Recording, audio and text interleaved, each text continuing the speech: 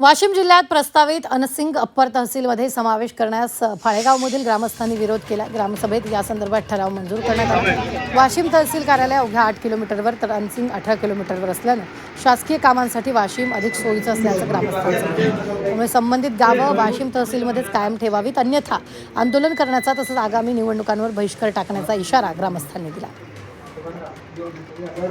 तर आमचं एक मत आहे की वाशिम तहसील मध्ये आम्ही राहतो, अनसिंग अपर तहसील होत आहे, आम्हाला तिकडे जोडण्यात येत आहे। ते जोडू नये, कारण जोडल्यास आमचं दळणवळण वाशिमला आहे। 18 किलोमीटर अनसिंगला जावं लागते आणि इकडे 8 किलोमीटर जावं लागते। तर याकरता विद्यार्थी आणि पालक लोक त्या डॉक्युमेंटसाठी त्रासदायक होतील। पहिलेच मजबुरीचे काळ आहे।